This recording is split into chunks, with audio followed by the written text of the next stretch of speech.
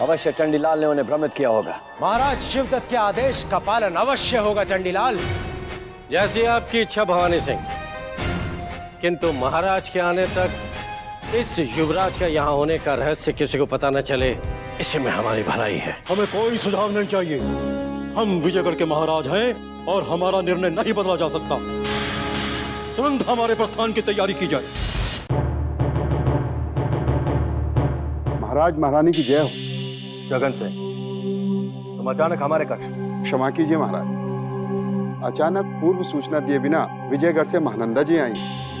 वो मानसिंह जी का संदेश लेकर आई। कैसा संदेश? अवश्य ही कोई शुभ सूचना होगी। कहाँ है महानंदा? क्या उसने तुम्हें कुछ बताया? नहीं महारानी जी, वो आपसे मिलने की अनुमति चाहती है। उसे तत्काल हमारे कक्ष में भेजो। जो आज्ञा। अवश्य ही हमारे युवराजों की कोई सूचना आई होगी, जो अचानक विजयगढ़ से मानसिंह जी ने महानंदा को भेजा है।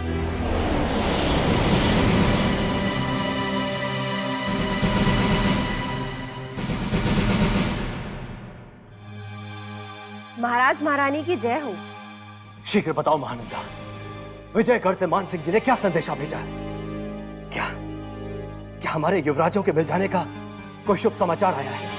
नहीं महाराज, विजयगढ़ में अभी तक हमारे खोए हुए युवराजों की कोई सूचना नहीं आई है। फिर क्या समाचार लाई हो महानंदा? कहीं हमारे युवराजों के खोने के दुख में पिताश्री का स्वास्थ्य तो नहीं बिगड़ गया? चिंता मत कीजिए महारानी जी, विजयगढ़ के महाराज बिल्कुल स्वस्थ हैं। परंतु युवराजों को खोजने कान्हेरी के भयानक जंगल में अब स्वयं महाराज जाना चाहते हैं। यही चिंताजनक संदेश लेकर मैं यहाँ आई हूँ। क्या मानसिंह जी ने पिताश्री को रोका नहीं? क्या उन्हें पिताश्री की अवस्था का ज्ञान नहीं? महाराज को रोकने के सारे प्रयास विफल हो चुके हैं। अब आपके सिवा उन्हें कोई भी नहीं रोक सकता। मानसिंह जी का संदेश लेकर मैं यहाँ आई हूँ। जब चुनारगढ़ के समस्त महायोद्धा युवराजों की खोज में निकल चुके हैं, तो पिताश्री को वहां जाने की क्या आवश्यकता है? पिताश्री को हमारे दोनों युवराजों से अति प्रेम है महाराज। वो उनके बिना एक पल नहीं जी सकते, इसीलिए उन्होंने ये चिंताजनक निर्णय लिया होगा। उन्हें भयानक जंगलों में जाने से तत्काल रोकना होगा महारानी जी। यदि शत्रुओं को उनके कारवां का पता चल गया तो अनर्थ हो सकता है। नहीं महाराज, अशुभ मत बोलिए। युवराजों के बाद पिताश्री पर आए किसी भी संकट को हम सहन नहीं कर पाएंगे। कैसे भी करके आप उन्हें रोकिए महाराज। महारानी, उन्हें आपके सिवा कौन रोक सकता है? आपका एक संदेश भरा पत्र भी उनके निर्णय को तुरंत बदल सकता है। हम अभी पिताश्री के नाम एक पत्र लिख देते हैं, जिसे लेकर तुम्हें विजयगढ़ की ओर तुरंत निकलना होगा महानंदा।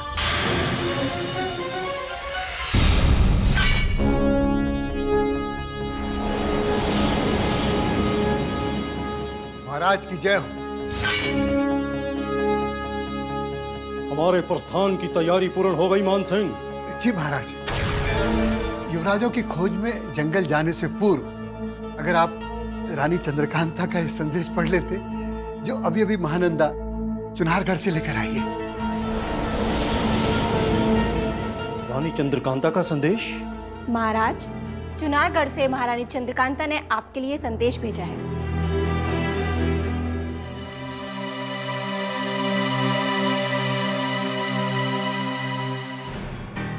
प्रणाम पिताश्री। हमारे युवराजों को खोजने समस्त योद्धा महायोद्धा निकल चुके हैं, इसलिए आपको उन्हें खोजने जंगलों में जाने की आवश्यकता नहीं है। हम जानते हैं युवराजों के लुप्त हो जाने का दुख हमारी तरह आप भी सहन नहीं कर पा रहे होंगे, किंतु हमारे महायोद्धाओं के लौटाने तक आपको धैर्य रखना होगा। आप स्वयं को कभी दोषी मत समझिएगा। आशा है सदा की तरह आज भी आप हमारी प्रार्थना नहीं ठुकराएंगे। आपकी सुपुत्री चंद्रकांता।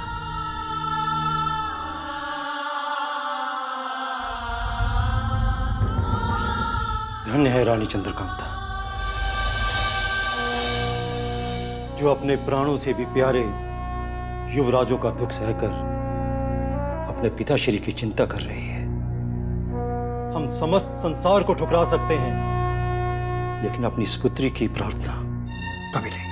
आपके इस निर्णय ने हमारी चिंता को कुछ कम अवश्य कर दिया है, परंतु ये चिंता पूरी तरह तभी समाप्त होगी महाराज जब हमारे युवराज सकुशल विजयगढ़ पहुंच जाएंगे। यदि हम महल छोड़कर जंगल की ओर प्रस्थान कर जाते तो हम उन्हें अवश्य ढूंढ निकालते, परंतु रानी चंद्रकांता के संदेश पत्र ने हमारे पैरों में बेड़ियां बांध दी हैं। महानंदा, चुनारगढ़ जाकर रानी चंद्रकांता को हमारे प्रस्थान की सूचना देने के लिए तुम्हें किसने कहा? महाराज, इस कार्य के लिए मुझे मानसिंह जी ने चुनावगढ़ जाने के लिए कहा था।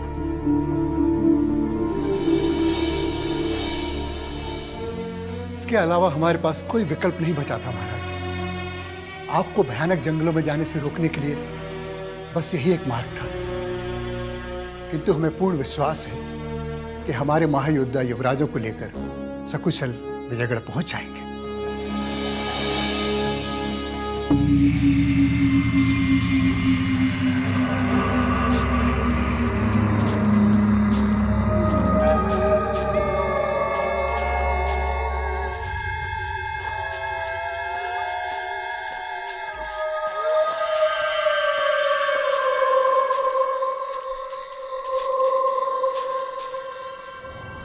हम तो फिर से उसी स्थान पे आ गए थे सिंह, जहां से हमने शिवगढ़ की सीमा में प्रवेश किया था।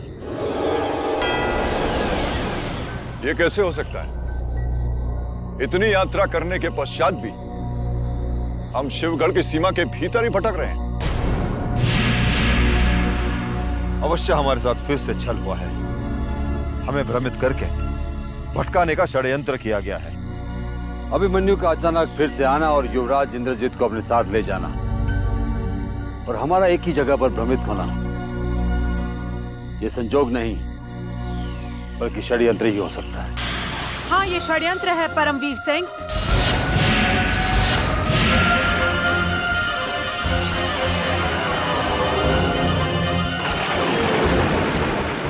शत्रु आप सबको भटकाकर घेरने की तैयारी कर रहा है। कावेरी, तुम? मुझे शिवगढ़ की सीमा में देख के बहुत आश्चर्य हो रहा है ना परमवीर सिंह, परंतु रानी चंद्रकांता और महाराज वीरेंद्र सिंह के इस युवराज को देख के मुझे बहुत खुशी हो रही है, क्योंकि इसे समाप्त करके मैं अपना प्रतिशोध ले सकती हूँ। हमारे जीवित रहते हैं तुम युवराज आनंद के समीप भी नहीं आ सकते। यदि इस बात का विचार भी तुम्हारे मन में आया तो तुम्हारा इसी समय हम अंत कर देंगे। अंत मेरा नहीं, आप सबका होने वाला है। शिवगढ़ के इस मायावी स्थान पर सिर्फ कावेरी का राज चलता है। मुझे विधवा बनाकर महारानी चंद्रकांता और महाराज वीरेंद्र सिंह ने जो अपराध किया है उसका दंड उन्हें भुगतना ही होगा। तुम्हारे इस दुख का कारण महाराज और महारानी चंद्रकांता नहीं बल्कि सूर्यभान सिंह थे, जो शत्रु के हाथ मारे जा चुके हैं। कावेरी, झूठ बोल रहे हैं आप। जिस महायोद्धा ने कदम कदम पर आपका साथ दिया, उसी महायोद्धा को अपराधी समझकर सूली पे चढ़ा दिया। तुम्हारे पति पर झूठा आरोप सूर्यभान सिंह ने लगाया था कावेरी, जो दुर्भाग्य से सत्य सिद्ध हुआ और तुम एक विधवा का अभिशप्त जीवन जीने पर विवश होना पड़ा। और सत्य जानने के पश्चात महाराज और महारानी चंद्रकांता को अपने महायोद्धा को खोने का बहुत पश्चाताप हुआ। उन्होंने तुम्हें खोजने के बहुत प्रयास किए, परंतु तुम्हारा कहीं पता नहीं चला।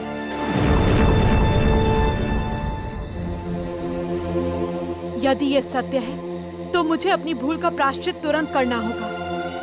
युवराज इंद्रजीत सिंह का वध करके महारानी चंद्रकांता के नेत्रों में रक्त भरे आंसू देखना चाहती थी, किंतु अब नहीं। जिसे आप सब लोगों ने इंद्रजीत समझकर अभिमन्यु को सौंप दिया था, वो इंद्रजीत नहीं बल्कि भवानी सिंह की एक अय्यार थी।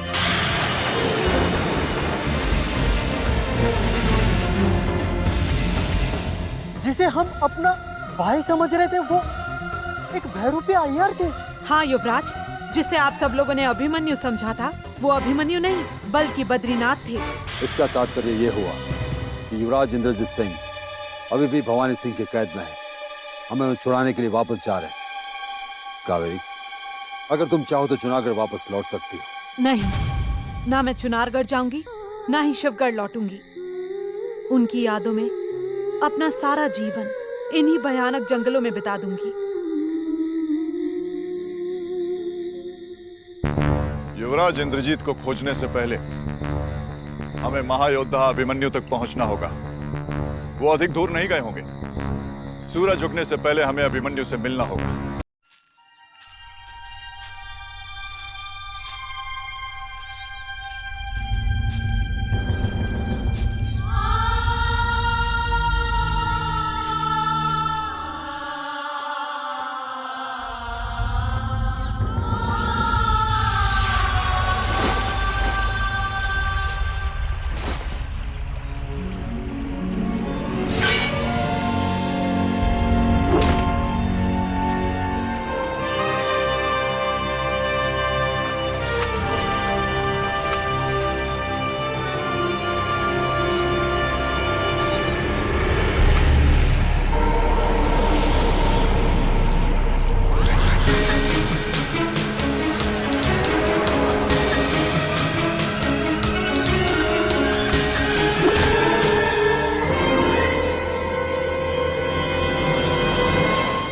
शिवगढ़ की सीमा में आने से पहले तुमने ये कभी नहीं सोचा होगा अभिमन्यु कि यहाँ तुम्हारा स्वागत स्वयं यमराज करेंगे। आज वर्षों के बाद हमारी लंबी प्रतीक्षा का अंत होने वाला है। यदि मृत्यु के पूर्व कोई इच्छा हो तो बता सकते हो। अभिमन्यु की अंतिम इच्छा केवल तुम्हारी मृत्यु चाहती है बद्रीनाथ। हम चाहते थे कि तुम्हारा लहू चुनारगढ़ की पवित्र धरती पर गिरे, लेकिन लगता है ऐसा नहीं होगा और तुम्हारी समाधि यहीं बनेगी जहां तुम्हारे महाराज शिवदत्त का वध होने वाला है।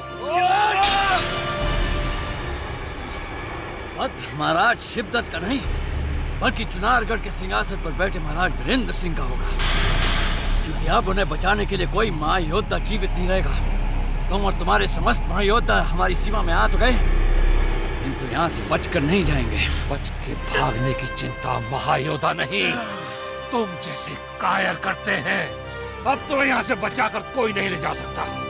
हम चंडीलाल से पहले तुम्हारा वध करेंगे। तुम्हारी मौत का समय निश्चित हो गया है।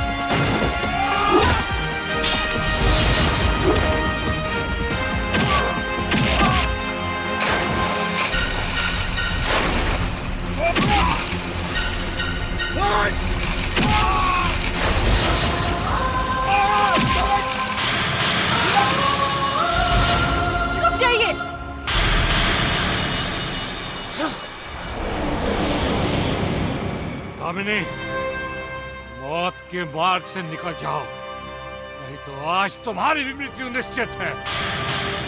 आज हमारे इस महाशत्रु बद्रीनाथ का काल है। यदि किसी ने भी एक दूसरे की तरफ एक भी कदम बढ़ाया तो मैं अपने प्राण त्याग दूंगी।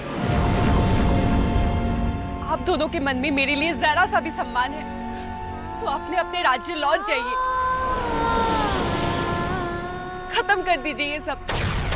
दामिनी के प्राण बचाने के लिए हम वापस लौट रहे हैं अभिमन्यु, किंतु जब कभी भी तुम्हारी मौत होगी बद्रीनाथ के हाथों ही होगी। एक निर्बल स्त्री की दया ने आज तुम्हें बचा लिया अभिमन्यु। ठहरो, जाते जाते सत्य सुनते जाओ बद्रीनाथ। आज दामिनी के कारण केवल तुम्हारी मृत्यु का समय टला है, मृत्यु नहीं। हम तुम्हें तुम्हारी इस धरती पर ही मारेंगे और तुम्हारी समाधि पर दामिनी को फूल चढ़ाने अवश्य भेजेंगे। रुक जाइए बद्रीनाथ। अब हमसे क्या चाहती हो? अभिमन्यु को जीवन दान देकर हमने तुम्हारी इच्छा को पूर्ण कर दिया है, तो क्यों आई हो मेरे पास? कितने वर्ष बीत गए आपको देखे हुए, जाकर भी मैं आपसे ना मिल पाई। रूपमती को बचाने के लिए न जाने कब से मैं इस जंगल में भटक रही हूँ। रूपमती को बचाने के लिए जिस अभिमन्यु से तुम उम्मीद रख रही हो वो ये कार्य कभी नहीं करेगा, क्योंकि अभिमन्यु एक कायर और अवसरवादी महायोद्धा है जो आज तुम्हारे कारण हमारे हाथों से मरते मरते बच गया। अभिमन्यु के साथ आपकी क्या शत्रुता है ये तो आप दोनों के सिवा देवता भी नहीं जानते होंगे, किंतु मैं आप दोनों के साथ अहित होते हुए नहीं देख सकती, क्योंकि मेरे मन में आप दोनों के लिए बराबर का सम्मान है।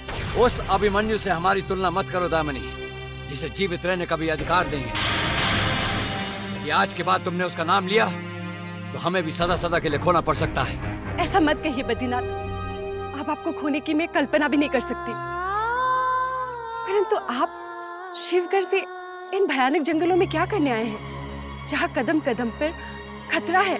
हम चुनारगढ़ के उस युवराज को शिवगढ़ की सीमा के बाहर सुरक्षित छोड़ने आए थे, जिसे भवानी सिंह ने अगवा कर लिया था। परंतु अब हमारा प्रथम उद्देश्य पंडित जगन्नाथ को खोजना है, जो हमसे रूष्ट होकर न जाने कहाँ चले गए हैं। पंडित जगन्नाथ,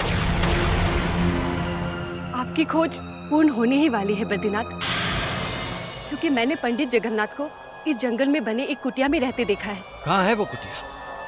हमें अति शीघ्र वहां ले चलो। यदि हमें पंडित जगन्नाथ मिल गए हम तुम्हारे सारे कष्ट दूर कर देंगे। आइए मेरे साथ।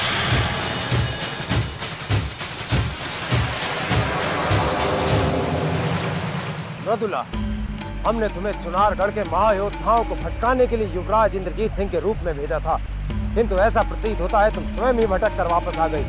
मैं अपनी योजना में अवश्य सफल हो जाती हुजूर, परंतु अचानक ही महाबली बद्रीनाथ ने आकर हमारी सारी योजना को ध्वस्त कर दिया और मैं अपने प्राण बचाकर वापस लौट आई। महाबली बद्रीनाथ को हमारी गुप्त योजना के बारे में कैसे पता चल गया मृदुला?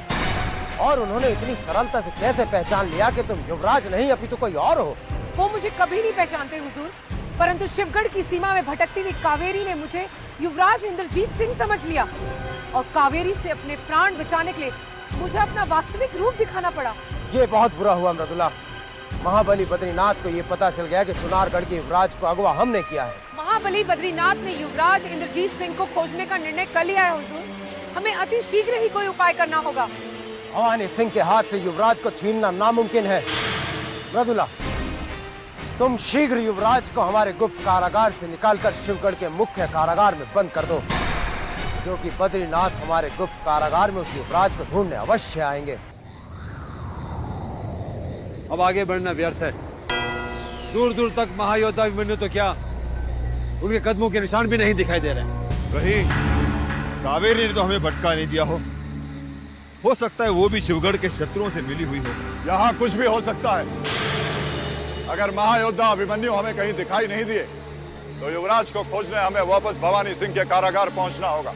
परंतु कैसे? हम सब दिशाहीन हो चुके हैं और हमें ये तक पता नहीं कि कौन सा मार्ग कौन सी दिशा में जाएगा। अब हम विजयगढ़ वापस लौट कर भी नहीं जा सकते, अन्यथा हमें हमारी सेना की सहायता अवश्य मिल जाती। परमवीर सिंह जी, हमने उस कावेरी पर विश्वास करके बहुत बड़ी भूल कर दी है। कावेरी कभी झूठ नहीं बोलती।